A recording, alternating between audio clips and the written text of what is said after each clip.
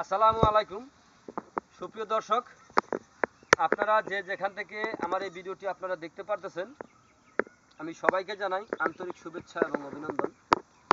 এই যে আজকে আমি একটি ঘাসের জমিতে এসেছি আপনাদেরকে দেখানোর জন্য। এই ঘাসটা আমরা প্রথম রোপণ করলাম এখানে। দেখেন কত সুন্দর এই ঘাসটা হয়েছে। এই ঘাসটার নাম হচ্ছে ইন্দোনেশিয়ান স্মার্ট নেপিয়ার ঘাস। এই ঘাসটা যদি আপনি একবার রোপণ করতে পারেন, একবার রোপণ করলে কমপক্ষে 5 থেকে 6 বছর আপনি একটানা গরু ছাগলকে খাওয়াতে পারবেন। দেখেন এই ঘাসটা হচ্ছে পাতাযুক্ত নরম ঘাস।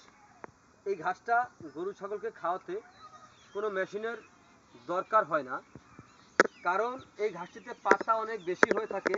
তো আমি আপনাদেরকে এখান থেকে একটি ঘাস তুলে আমি আপনাদেরকে দেখাবো এখন, যে একটি ঘাসের মধ্যে কী পরিমাণে পাতা হয়ে থাকে তা আপনারা না দেখলে অবশ্য বুঝতে পারবেন না। আমি একটি ইতিমধ্যে ছিঁড়েছিলাম, তো আমি আরেকটি ঘাস আমি আপনাদেরকে ছিঁড়ে একটু দেখাচ্ছি যে কী পরিমাণে পাতা আপনার একটি ঘাসের মাধ্যমে আপনার হয়ে থাকে। দেখাই আমি আপনাদেরকে একটি ঘাসের মাধ্যমে যে কী পরিমাণে পাতা হয়ে থাকে।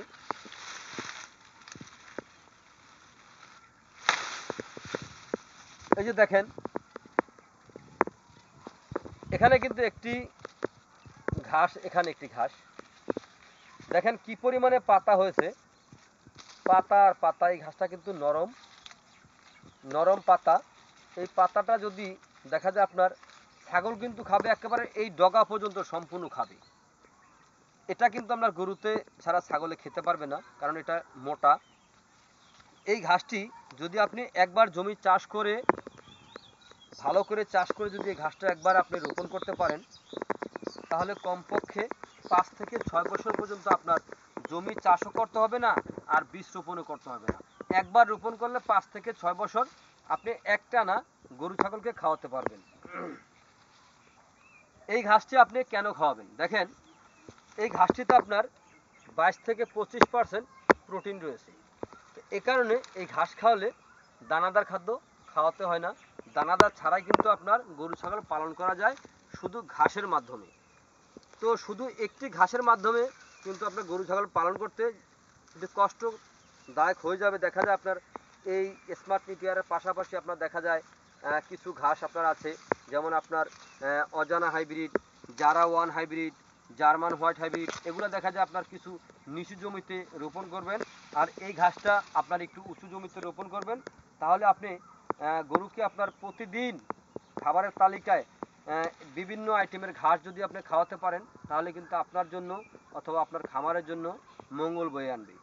শুধু দানাদার খাদ্যের উপরে নির্ভর করে যদি গরু ছাগল পালন করেন, তাহলে আপনি লাভবান হতে পারবেন না, বরং আপনার লসই হবে।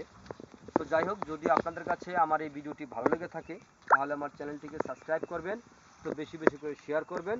আর এরকম যদি কাটিং সংগ্রহ করতে পারেন, তাহলে সংগ্রহ করতে চান, তাহলে আমাদের স্ক্রিনে দেওয়া নাম্বারে যোগাযোগ করবেন। মোটা কাটিং, এই কাটিংটা এখনও কাটার উপযুক্ত হয় নাই, এটা এখনও ছোট। আমরা যেখান থেকে কাটিংগুলি সংরক্ষণ করি, সেখানে একটি ঘাস থেকে কমপক্ষে 5 থেকে 6টা পর্যন্ত কাটিং আপনার হয়ে থাকে। আর এটা কিন্তু এখনও ছোট, এখানে কিন্তু এখনও কাটার উপযুক্ত হয় নাই। এই যে বিশাল একটি জমি আপনারা দেখতে পারতেছেন, এখান থেকে কোনো জমি থেকে কিন্তু এখনও আমরা ঘাসটা কাটি নাই, এখনও কাটার সময় হয় নাই। তো আপনারা যে যেখান থেকে আমার এই ভিডিওটি দেখতে পারতেছেন, সবাই আপনারা ভালো থাকবেন, সুস্থ থাকবেন। আসসালামু আলাইকুম রহমতুল্লাহি ওয়া বারাকাতুহু।